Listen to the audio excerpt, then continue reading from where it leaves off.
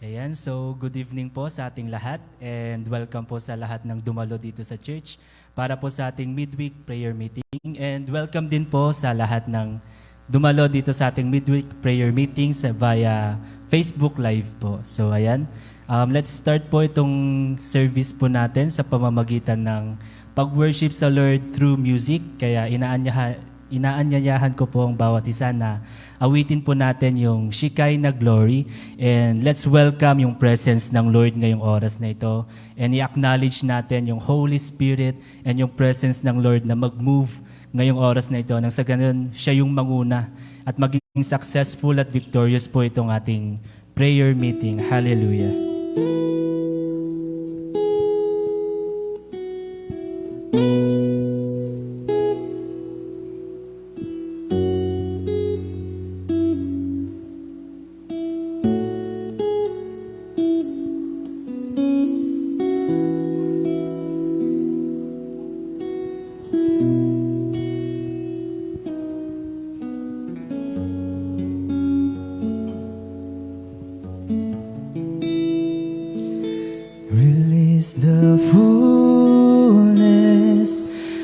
Of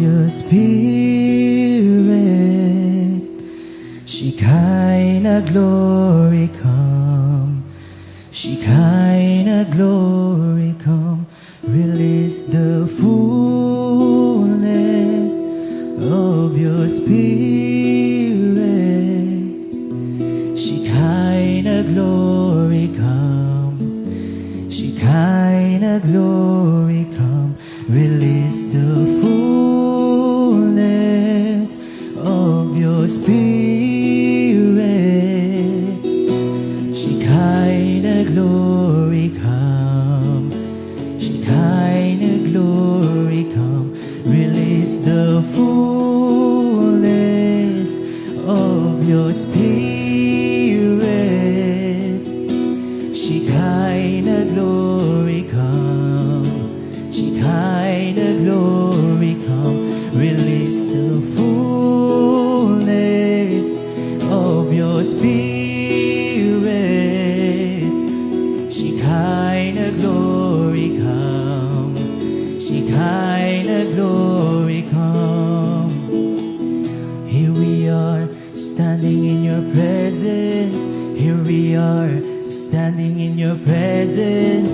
Shekinah glory come down. Shekinah glory come down. Here we are, standing in your presence. Here we are, standing in your presence. Shekinah glory come down. Shekinah glory come down. Here we are, standing in your presence. Here we are, standing in your presence. Shekinah glory come down. Shekinah glory come down. Here we are, standing in your presence. Here we are, standing in your presence. Shekinah glory come. Shekinah glory, release the fullness of your spirit. Shekinah glory come. Shekinah glory come. Release the fullness of your spirit. Shekinah glory come. Shekinah glory come. Release the fullness of your spirit. Shekinah glory come. Shekinah glory come. You move, we want more. You speak, we want more. You move, we want more. We want the fullness. You speak, we want more. You move, we want more. You move, we want more. We want the fullness. You move, we want more. You speak, we want more. You move, we want more. We want the fullness. You move, we want more. You speak, we want more. You move, we want more. We want the fullness. You move, we want more. You speak, we want more. You move, we want more. We want the fullness. Release the fullness of your spirit. Shekinah glory come. Shekinah glory come. Release the fullness of your spirit. Shekinah glory come. Shekinah glory come. Release the fullness of your spirit. Shekinah glory come. Shekinah glory come. Here we are, standing in your presence. Here we are, standing in your presence. Shekinah glory come down. Shekinah glory come down. Here we are, standing in your presence. Here we are, Standing in your presence, Shekinah glory, come down. Shekinah glory. Hallelujah. Lord, we welcome you in this moment, Panginoon. Hallelujah. We acknowledge your presence right now, O God. We want more of you, O God. Lord, let your Holy Spirit, Panginoon, ang siyang kumilos ngayong oras nito, Panginoon. Hindi lamang ngayong oras nito, bagkus, Lord, hanggang matapos itong service namin, Lord, continue to move, Panginoon.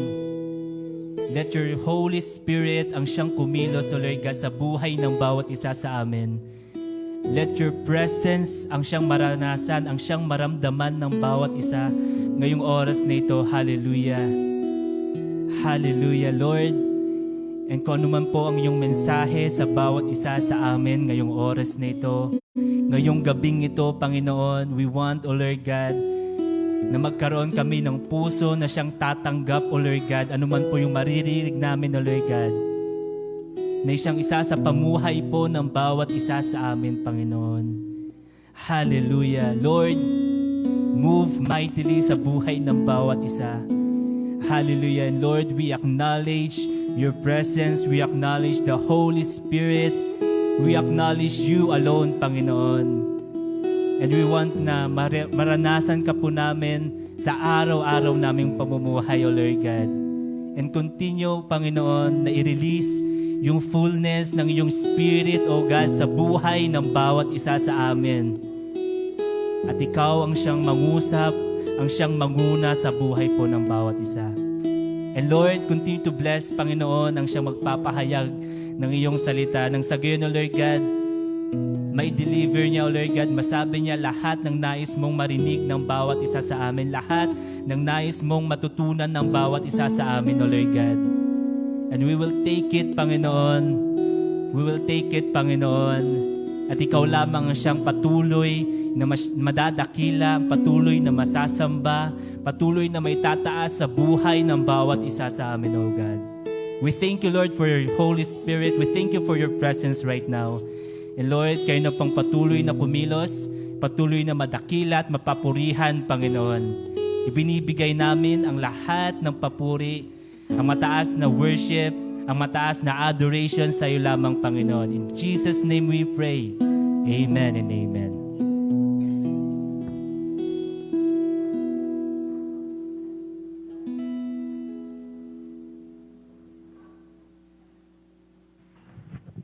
Praise the Lord. Hallelujah. Magandang gabi po sa ating lahat. Magandang gabi po mga kapatid dito sa church at ganoon din po sa mga kasama natin sa online platform po natin, sa mga nanonood. Purihin po ang pangalan ng Panginoon. Pero bago po natin dinggin ang salita ng Diyos at bago tayo manalangin, hallelujah, sa ating prayer meeting, dinin ko nga muna na tayong lahat ay yumuko at manalangin ulit. Diyos na makapangyarihan sa lahat, sa oras na ito, Panginoon, amin pong diringgin ang iyong pong mga salita.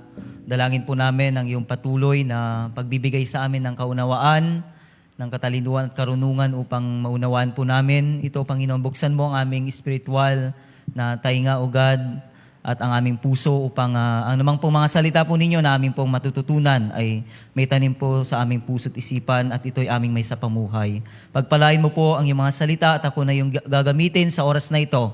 Nawa hindi po ang aking kahinaan ang siyang makita ng bawat isa, kundi, Panginoon, ang iyong kapangyarihan at gagamitin mo lamang ako bilang iyong instrumento upang maipahayag ko po sa kanila ang iyong pong mga salita. Gabayan at ingatan niyo po kami. Alam po ninyo, Panginoon, ang nilalaman ng aming mga puso at mga panalangin.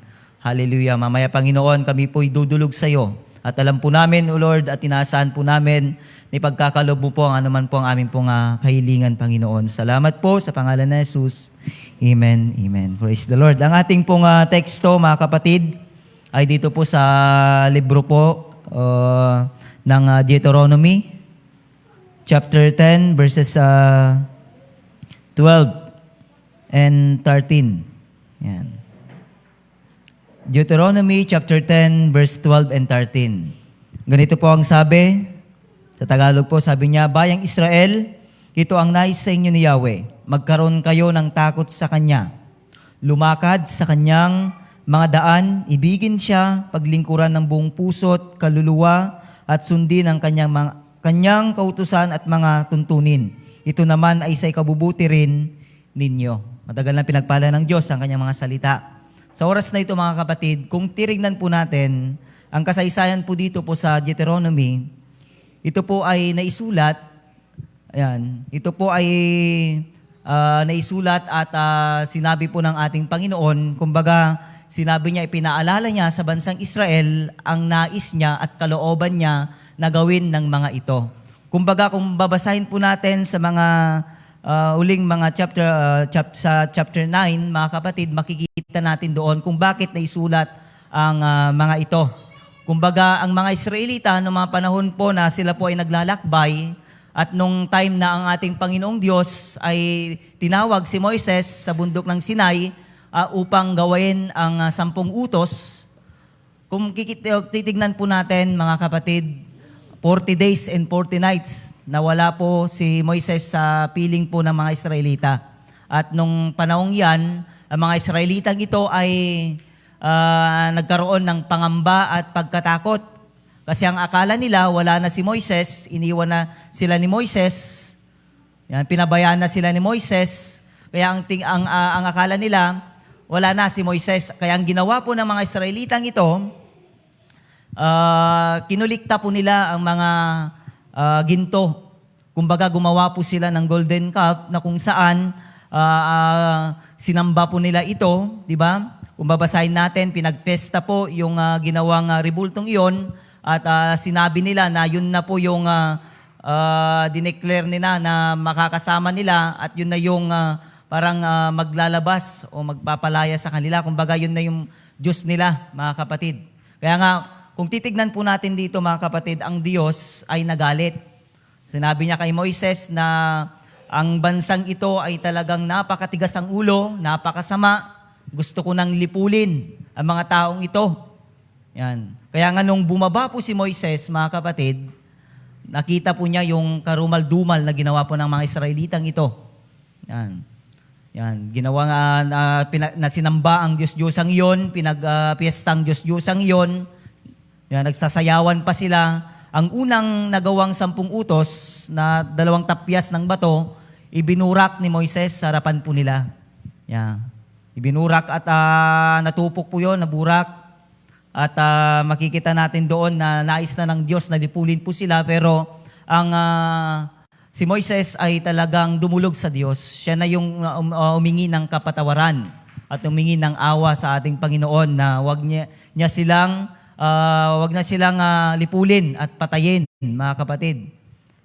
At naawa naman ang ating Panginoon. Dininig naman niya ang panalangin ni Moises.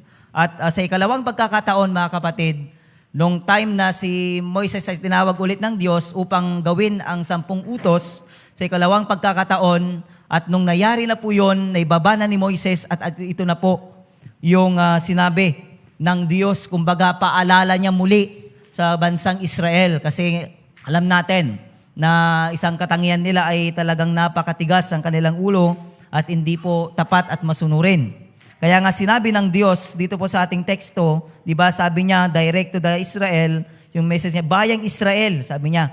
Kumbaga, ginamit niya si Moises na spokesperson niya upang sabihin ang ninanais o kalooban ng Diyos para sa mga Israelitang ito. At sabi niya sa una, ito ang nais sa inyo ni Yahweh. Sabi niya, magkaroon kayo ng takot sa Kanya. Yun yung unang sinabi dito, magkaroon ng takot. Bakit mga kapatid? Dahil ang mga Israelitang ito, kung susumain natin, talagang para bagang wala silang pagkatakot sa Diyos, kaya nga nagawa po nila ang mga bagay na yon, yung mga karumal-dumal na yon. Pero dito po ay pinaalala ng Diyos ni Moises sa pamamagitan ng mensahe ng Diyos sa kanya, na sabihin niyang magkaroon sila ng takot. Ano ba yung takot na tinutukoy dito? Yung respeto sa Diyos. Yung takot na wag gumawa ng mga bagay na hindi kalooban at kagustuhan ng Diyos. Kumbaga, ito yung mga makasalanang mga gawain. Diba? Kung takot ka sa Diyos, kung mayroon kang takot sa Diyos, hindi mo gagawin yung mga bagay-bagay na nakakasama sa paningin ng Diyos. Diba? Kung mayroon kang takot sa ating Panginoon, likewise mga kapatid, ganun din sa atin, hindi lamang sa kanila, minsan ito, kundi para din po sa atin. Di ba, sinasabi natin may pananampalataya tayo sa Diyos. Sinasabi natin may relasyon tayo sa Diyos. Sinasabi natin naniniwala tayo sa Diyos. Kung naniniwala tayo sa Diyos, ibig sabihin lamang yan, talagang ipinapakita po natin sa pamagitan ng ating mga gawa na talagang gumagawa tayo ng mga bagay-bagay na nakakalugod sa harapan ng Diyos. Hindi tayo gagawa ng masama. Di ba? Hindi tayo hindi tayo gagawa ng masama, mga kapatid. Kumbaga, gagawin natin ang mga bagay-bagay na mga kalooban lamang ng Diyos. Sabi pa niya dito, magkaroon kayo ng takot sa Kanya, lumakad sa Kanyang mga daan. Sabi pa ng ating Panginoon, God is righteous. Alam natin na ang Diyos natin ay matuwid, holy. Yan. Walang bahid ng kasalanan, pure. Na ibig sabihin, mga kapatid, lumakad sa Kanyang daan na ang bawat isa, di ba, na dapat ang bawat lingkod ng Diyos, mga kapatid, ay talagang isa po sa mga huwaran. Isa po sa mga good example. Kumbaga, yung katangian ng Diyos, yung karakter ng Diyos ay dapat nakikita rin sa atin. Kung sinasabi natin mga Kristiyano tayo, dapat isinasapamuhay natin si Kristo sa ating mga buhay. Sino ba si Kristo? Mapagpakumbaba. Sino ba si Kristo? Masunurin. Tapat. Sino ba si Kristo? Mapagmahal, mabagin, maawain, mapagmalasakit, tulad ng ating pinag-aaralan. Kumbaga, yung katangian ni Kristo ay nakikita sa akin. Lumakad nga eh. Ano ba yung daanan ng Diyos? Di ba? Straight yan. At talagang wala tayong makitang bahid ng karumihan o kasalanan sa kanyang buhay. Kumbaga, dapat tayo po ay talagang taglayin din po natin yung holiness ng ating Panginoon. Nakikita dapat yung kabanalan sa ating mga buhay. Amen. Tulad po ng mga Israelita. Gusto ng Diyos na i-rebuke sila. Gusto ng Diyos na mapabuti sila. Gusto ng Diyos na maging kaaya-aya at karapat-dapat sila sa kanyang paningin. Kaya nga, sabi niya, lumakad sa kanyang mga daan. Ano pa yung sabi niya dito? Yung mga utos niya, ibigin siya. Diba? Sabi ng Panginoon, love the Lord your God with all your heart, with all your mind, with all your soul, and with all your strength. Naisulat pa yan sa Matthew chapter 22:37 na kung saan yan po'y obligado at talagang responsibilidad ng bawat isa tulad niya na siya yung unang umibig sa atin. Kung ang Diyos inibig tayo na kahit na napakarumi natin, makasalanan tayo, hindi tayo karapat-dapat sana sa kanyang pagmamahal, pero makikita natin yung unconditional love niya sa atin. Hindi niya tinignan yung karumihan natin. Bagkus yung ikaw mismo, yung puso mo. At tinignan ng Diyos na ang tao may mga chance. Di ba? Mayroon tayong chance na lumapit sa Kanya at magbago. Tinitignan ng Diyos yung mga past natin, mga kapatid. Gusto ng Diyos na ganun din po, mga kapatid. Gusto niya na pakamahalin natin siya ng buong katapatan. Diba? Pagmamahal na talagang tulad niya, dapat ipakita din natin ang ating pagmamahal sa Kanya. Maraming mga paraan, mga kapatid. Pagsunod sa Kanyang mga utos. Diba? Pagiging tapat, pagdalo sa mga ganitong gawain, sa mga prayer meeting, at pag-share ng mga buting balita, pagtulong sa kapwa. Diba? Sa mga ganong paraan, sa mga mag-asawa nga, diba? Kailangan ang bawat isa ay talagang nagbibigayan, mayroong pagkakaunawaan, nagtutulungan, nagkakaisa. Yan. Upang sa ganon yung love nila sa bawat isa, di ba, ay lalong titibay. Ganon din, mga kapatid, dapat yung love din natin sa Diyos. Kaya nga dapat gawin po natin ang mga bagay-bagay na yan upang sa ganon mas lalapit tayo sa Diyos. Hallelujah. Sabi pa niya dito, ibigin siya, paglingkuran ng buong puso't kaluluwa. Hallelujah. Tanong ko po, totoo nga po ba tayong naglilingkod sa Diyos? Yan. Naipapakita po ba natin ang ating katapatan, buong puso at katapatang paglilingkod sa Kanya? O kaya naglilingkod lang tayo dahil may mga pagpapala, mga kapatid? Hindi po sana ganon, hindi po sana tayo nakasentro sa mga pagpapala at himala ng ating Panginoon. Even tayo po ay nakakaranas ng mga pagsubok sa buhay, dapat naglilingkod pa rin tayo. Maging tapat pa rin tayo. Sabi nga niya dito, buong puso't kaluluwa. Maglingkod ng buong puso't kaluluwa. Kumbaga, ibigay talaga natin ang ating buhay. Kaya nga sabi niya sa Roma 12, di ba? 1, na dapat ialay mo ang tamang paglilingkod, ialay mo ang iyong buhay sa Kanya bilang kalugod-lugod, di ba? Ano sabi niya? Tingnan natin. Roma 12:1. Ito po yung klase ng gusto ng Diyos na paglilingkod sa Kanya. Tapos sabi niya dito, kaya nga mga kapatid, alang-alang sa masaganang habag ng Diyos sa atin. Ako'y namamanik sa inyo na iaalay ninyo ang iyong sarili bilang handog na buhay, banal at kalugod-lugod sa Kanya. Ito ang karapat-dapat na pagsamba ninyo sa Diyos. Talagang buong buo. Wala kang reservation sa iyong sarili. Mga kapatid, sa paglilingkod talagang ibigay mo sa Kanya 100%. Hindi 50-50. Hindi 70-30, kapatid. Kumbaga, 100. Talagang buong kalakasan, buong puso, buong kaluluwa. Sabi niya talagang buhay mo. Dapat ang paglilingkod sa ating Panginoon. Ibigay mo sa Kanya ang iyong sarili. Alay mo, sabi niya dito Kung isinuko mo lahat sa Diyos, kapatid, ibig sabihin, yan ang tunay na paglilingkod mo sa Kanya. Diba? Buong buo ang nais ng Diyos. Ayaw niya na may kahati sa ating mga puso. Ayaw niya na talagang, kumbaga, sakalang siya, sakalang natin siya naaalala pag mayroon tayong mga pagsubok o problema. Pero pag tayo po ay napagpapala, kasi ang tao kung minsan, kung titignan po natin ayon sa ating mga obserbasyon, mga kapatid, noong mga panahon, lalong-lalo na sa mga Kristiyano. May mga Kristiyano, mga kapatid, na noong mga panahon na siya ay naghihirap, ay talagang tudo ang kanyang paglilingkod sa Diyos. Pero nung time na siya po ay pinagpala, gumanda ang buhay, ito yung nakakalungkot na isipin Gumanda ang kanyang buhay, nung nakaangat na siya, saka naman nanlalamig, saka naman hindi naglilingkod ng buong buo sa Diyos, saka naman umiiwas sa Diyos. Maraming ganon, bato-bato sa langit. Ang tamaan ay baguhin muli ng Diyos, magbalik loob at ibalik yung dating paglilingkod, yung init ng kanyang paglilingkod sa Diyos, na kahit anong mangyari, kahit ibala siya ng kanyon, sige pa rin, tudo pa rin, hindi pa rin siya papipigil, kahit na lumindol, kahit na bumaha, kahit na may mga sakuna, pupunta pa rin sa church. Para bagang hindi siya nahahadlangan ng mga bagay-bagay, kahit na magkasakit, kahit na may problemang malaki, pupunta pa rin sa church. Yan. Itataas pa rin niya ang kanyang kamay at papapurihan pa rin ng Diyos. Yan po yung nais ng Diyos. Sabi pa niya dito, mayroon pa siyang sinabi, at sundin ang kanyang kautusan at mga tuntunin. Yan. Alam natin, mga kapatid, na marami pong mga utos ang Diyos. Tulad po ng sinabi ko kanina, yung 10 utos ng ating Panginoon. Kumbaga, pinaalala niya na gawin nila ang mga bagay na yon. Huwag silang gagawa ng Diyos-Diyosan. Si Yahweh lamang ang kanilang paglilingkuran. Huwag silang papatay, huwag silang mga ngalunya, ganito, ganyan.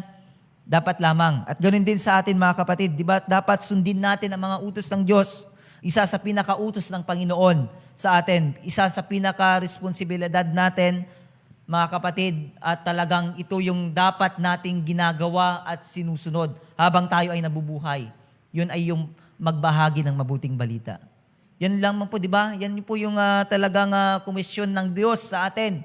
Di ba? Yan po yung talagang isang utos ng Diyos sa atin na dapat natin ipagpatuloy yung nasimulan niya ng mga apostol at mga naunang mga Kristiyano, na dapat gawin natin din po ito, mga kapatid. Huwag tayong magsawang magbahagi, huwag tayong mahiya, huwag tayong matakot. Ang Diyos, sabi niya, kasama tayo. Sasamaan tayo ng Diyos saan man tayo pumaroon. Ibig sabihin, hindi tayo pababayaan ng Diyos. Kung alam niya na tayo po ay talagang masunurin sa mga bagay na ito, at lalong-lalo sa pagbabahagi ng salita niya, mga kapatid, alam natin na ang Diyos pagpapalain tayo. Alam natin na ang Diyos, hindi tayo iindihan sa ating mga panalangin.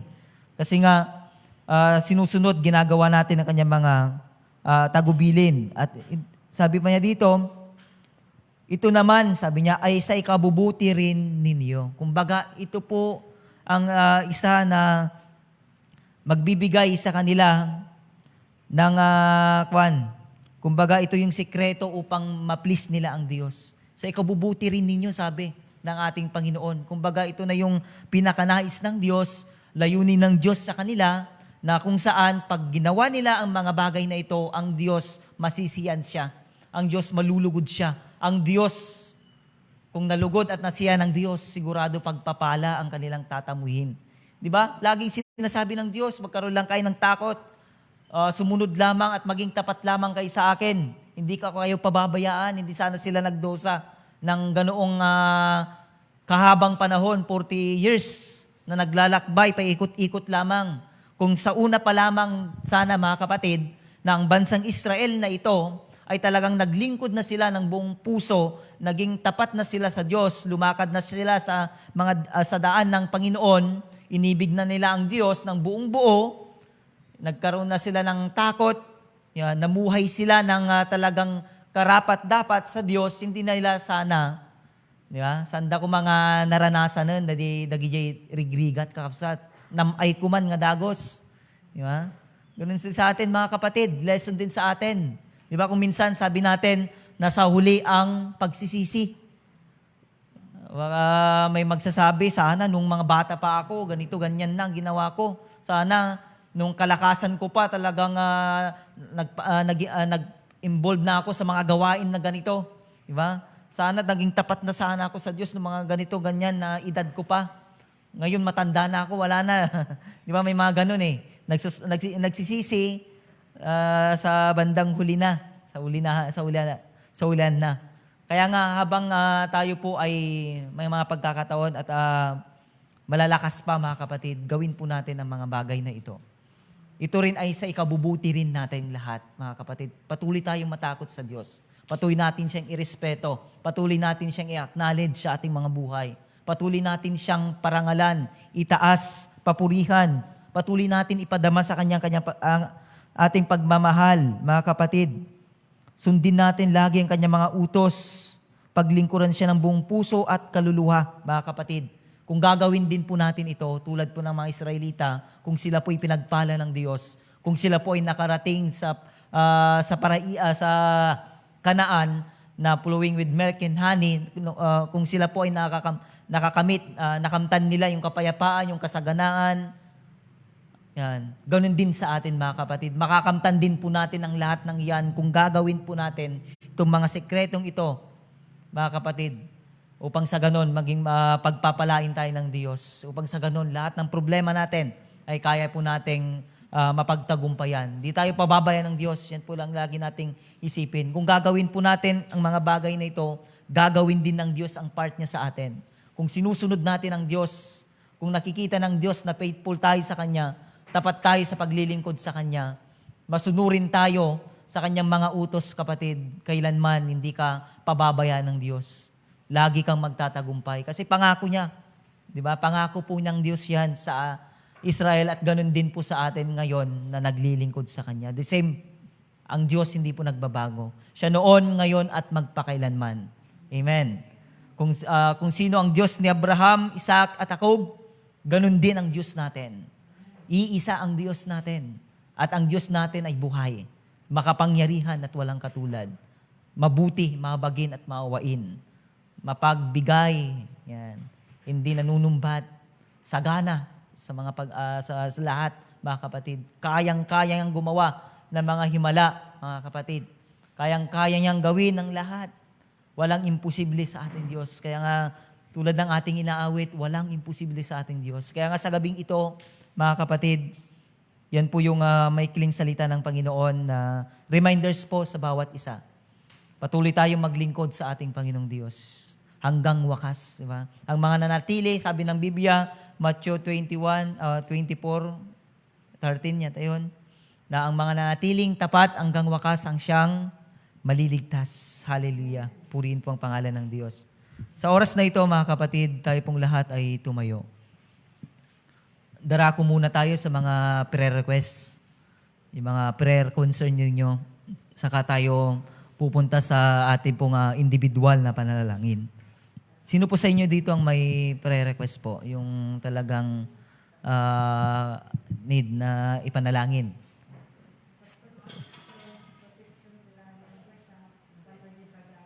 Yan.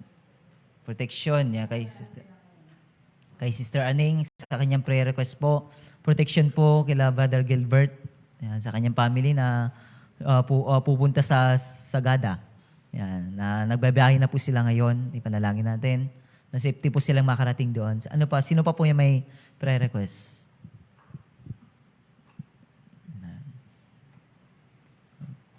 Protection din sa mga uwing mga kamag-anak natin. Yan. Mga magbabakasyon. Kasi Holy Week. Meron pa po ba?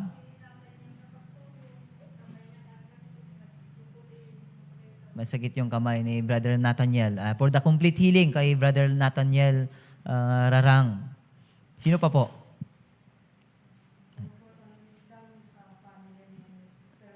Yan, sa family po ni Sister Mildred na namatayan, na kinuha na yung father nila. Yan, panalangin po natin na ang Diyos ang patuloy na mag-comfort sa family po nila. Yan, wala na po ba?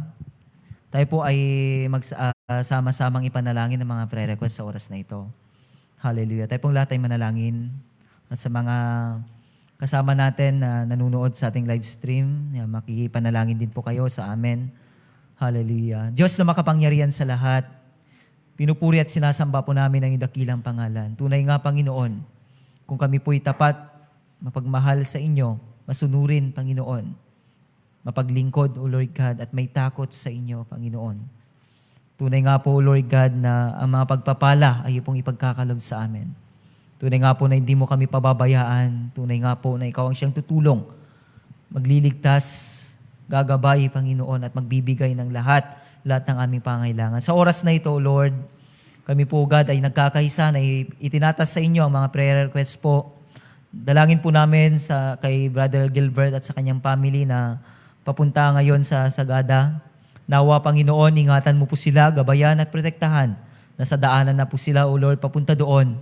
Ang dalangin namin, O God, na iligtas mo sila sa anumang panganib, O God. Naway, O Lord, makarating po sila doon, O God, ng ligtas at wala pong mangyari sa kanila. At sa mga gagawin po nila doon, pakasamaan po ninyo sila. At ganun din po sa kanilang pagbabalik, Panginoon, dito po, O God. At ganun din po, Lord, itinatas din po namin si Brother Nathaniel Rang sa oras na ito. In the name of Jesus, in the name of Jesus. Pagalingin mo po ang iyong lingkod na ito, Panginoon. Iparanas po ninyo ngayon sa kanyang iyong kapangyarihan. Nipuin mo po ang kanyang kamay, O Lord. At alisin mo po yung pain, yung sakit na yan na kanyang nararamdaman sa pangalan ni Jesus. At ibalik po ninyo yung dating kasiglahan at kalakasan po niya. Tulungan mo po siya, Panginoon. At sino man sa amin o membro ng aming pamilya o kamag-anak o ka-churchmate, O God, sa pinakapatanda, Panginoon, na nangangailangan ng kagalingan sa oras na ito, in the name of Jesus, pagalingin mo rin po ang mga nangangailangan ng kagalingan, Panginoon. Iparanas po ninyo sa kanila ang iyong kapangyarihan, ibalik ninyo ang dating sigla at kalakasan po nila, Panginoon. At ganoon din po, itinatas namin ang mga kamag-anak namin na uuwi ngayon dito po sa aming probinsya. Dalangin po namin na ingatan at iligtas niyo rin po sila. Naway makarating po sila sa amin, dito po sa amin, ng ligtas. Hallelujah. Salamat po, Panginoon. Dahil ikaw ang siyang gagabay at mag-iingat sa kanila. At ganoon din po, Lord, kami po, God, ay itinatas din po namin, Panginoon, sila Sister Mildred at sa kanyang pamilya na kung saan nagdadalamhati sa pagpanaw ng kanilang mahal na ama. Ngayon, Panginoon, ay talagang sila po yung ulilang lubos na dahil wala na ang kanilang ina, ngayon ang kanilang ama. Kita mo po, Panginoong Diyos, at alam po ninyo ang kanilang nadarama sa oras na ito. Punong-puno sila ng kalungkutan at pagkahinagpis, Panginoon. Pero ang dalangin po namin, O God, ay patuloy kang kumilos sa kanilang buhay. Banal na Espiritu, kumilos ka sa kanilang buhay. I-comfort mo sila, Panginoon, sa pamamagitan din po na ipong mga salita, O God. na kanilang napakinggan at narinig, O God, na pag may dumarating na ganitong mga pagkakataon, na patuloy silang kumapit sa iyo. Patuloy sila, Panginoon, hallelujah, na kumapit sa iyo. At Lord, gamitin mo po yung mga pumupunta sa kanila, nakikilamay, Panginoon, na maging instrumento din sa kanilang kaaliwan, Panginoong Diyos. Pagpalain mo po sila, patuloy kang kumilos sa kanilang mga buhay. Alam po ninyo mga pangangailangan po nila, naway patuloy mo pong ipagkaloob. At sa mga kamag-anak nila, Panginoon, na babiyahe din at pupunta para masilayan sa uling pagkakataon ng kanilang mahal sa buhay, dalangin din po namin ang iyong pag-iingat at paggabay, Panginoon. Protection po ninyo para sa kanila upang makarating din sila dito ng ligtas, Panginoong Diyos. Salamat po, Panginoon, sa iyong kabutihan at sa iyong kadakilaan. Darako na po kami, Panginoon, sa aming pong individual na pananalangin. Alam po ninyo ang nilalaman ng aming puso. Alam po ninyo ang mga bigatin, mga samo at panalangin po namin, Panginoon. Pero Lord, hiniklim po namin at naniniwala kami at nagtitiwala kami sa iyo na ipagkakaloob po ninyo ang aming po mga pangangailangan, mga daing at panalangin sa oras na ito. Lord, ikaw lamang po ang aming isasambahin, pararangalan at itataas sugad. Salamat po sa pangalan ni Jesus. Amen. Tayo po ay darako na sa ating pong individual na panalangin. Sa mga kasama namin na nanunood, pwede po kayong yumuko at yumuko sa inyo po. Mag-kneel down sa inyo pong tahanan, saan man kayo, sa kwarto man kayo o saan man kayo dyan. Sumama po kayo sa amin sa ating pong individual na panalangin.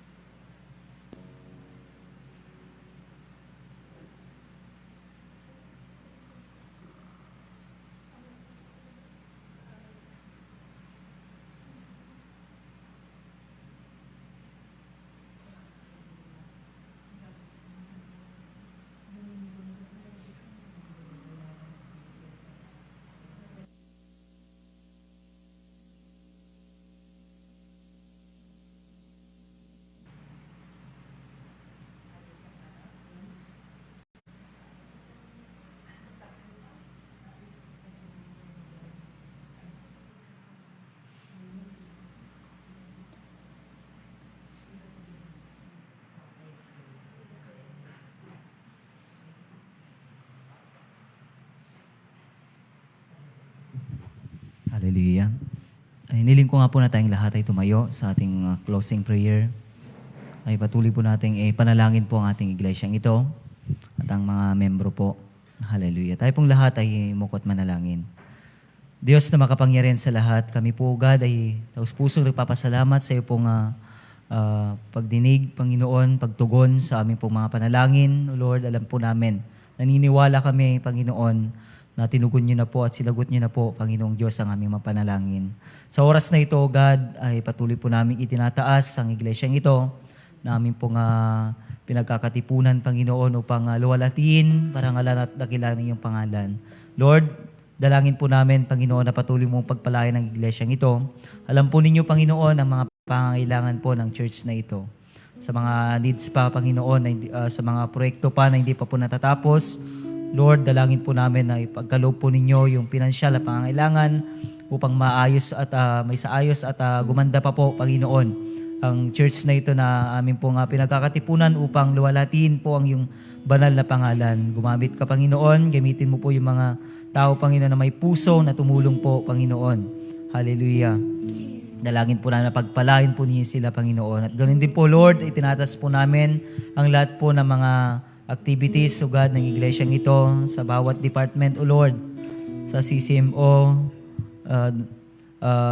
sa mga young people, Panginoon, sa children, O God, sa mga women, Panginoong Diyos, hallelujah, sa lahat po ng mga Bible studies, O Lord God, sa mga outreach, Panginoong Diyos, hallelujah, dalangin din po namin na patuloy kang kumilos sa amyanan, sa laod, O Lord, at sa school, at sa ministry po, sa school, sa campus po, doon po sa Alaminos National High School, Panginoon, at sa lahat po, Panginoong Diyos, hallelujah, even sa mga family devotion, Panginoon, sa mga YP service, O Lord God, yung people service, Panginoong Diyos, patuloy ka na kumilos, Panginoon, at ganoon din po tuwing linggo, O Lord God, dalangin po namin ang patuloy, O God, na pagbubuhos po ninyo ng iyong kapangyarihan sa iglesyang ito, sa mga ginagamit po ninyo na i-anoint mo pong bawat isa, Panginoon, at gamitin niyo po kami bilang iyong instrumento na maging pagpapala, Panginoong Diyos, sa bawat isa.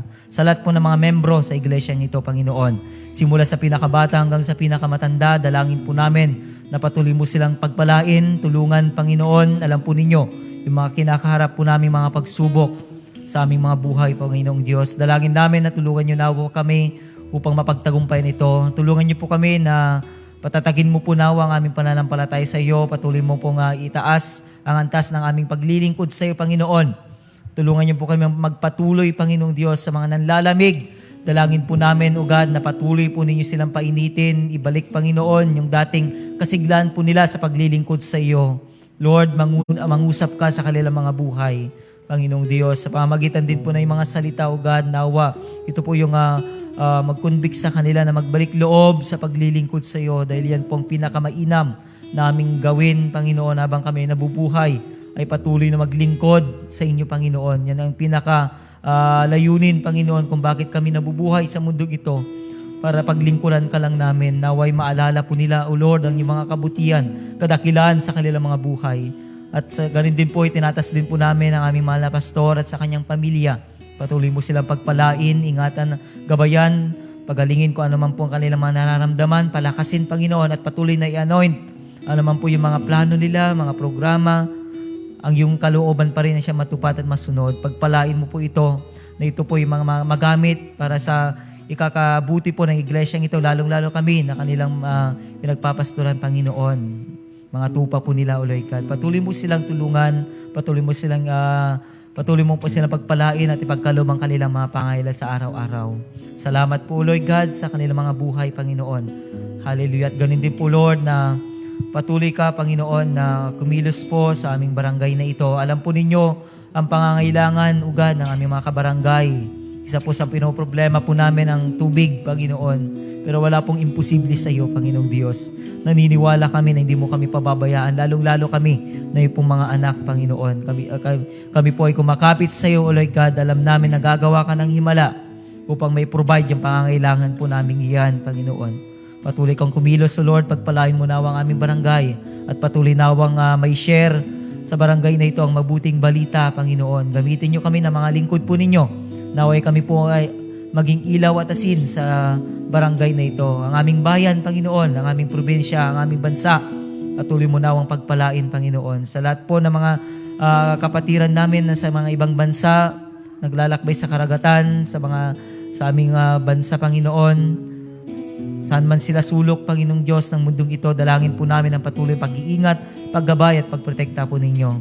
Sa mga nangangailangan ng pinansyal, material na bagay, Panginoon, Lord, pagkalob nyo nawa, Panginoon. Sa mga nangangailangan ng knowledge and wisdom, sa mga estudyante, Panginoon, lalo sa mga kapatiran, tulungan mo po sila sa mga may exam, Panginoon.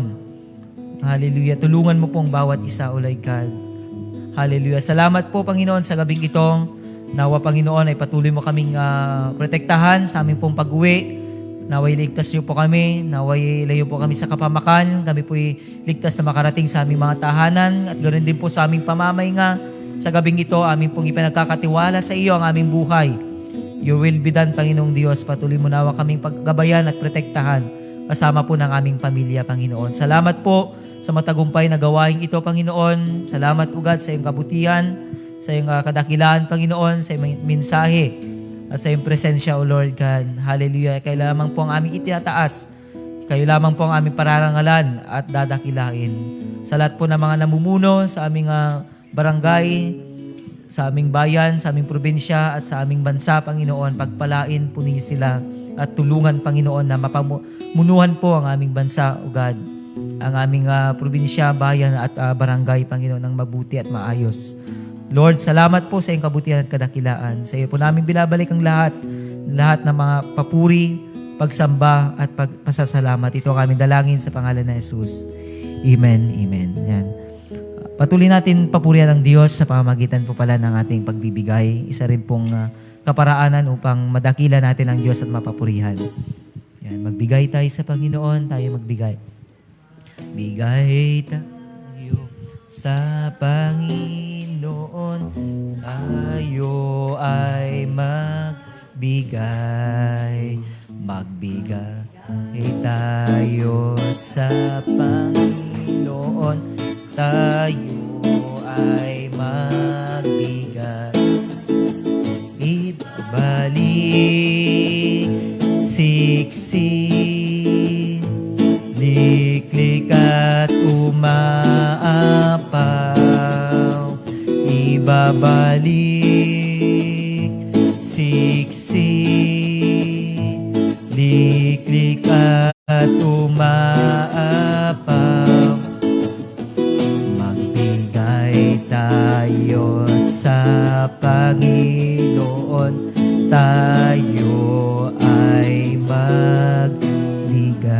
Hallelujah. Tayo pong lahat ay manalangin. Diyos na makapangyarihan sa lahat, dito po, Panginoon, ang aming pong pasasalamat at papuri sa inyo. Dito po kami mga handog, Panginoon. Pagpalain mo po nawa ang mga handog na ito. Gamitin niyo po nawa ito, Panginoon, sa ikalalawak po na yung gawain sa lugar na ito. Magagamit po ito sa ministeryo po ninyo, Panginoon, at sa mga pangangailangan po ng iglesyang ito. Sa bawat isa, O Lord, ay pagpalain po ninyo. Alam po ninyo mga pangangailangan po namin, mga source of income po namin. Ito ay aming pong itinatas sa inyo, Panginoon. Alam namin na hindi mo kami pababayaan at alam po namin na pagkakalob mo po ang lahat ng aming mga pangangailangan. Naway tanggapin niyo po ito bilang matamis na samyo sa iyo pong harapan. Sa iyo pong lahat ng papuri, pagsamba at pasasalamat. Ito ang aming dalangin sa pangalan na Jesus. Amen. God bless you po sa ating lahat at purihin po ang Panginoon.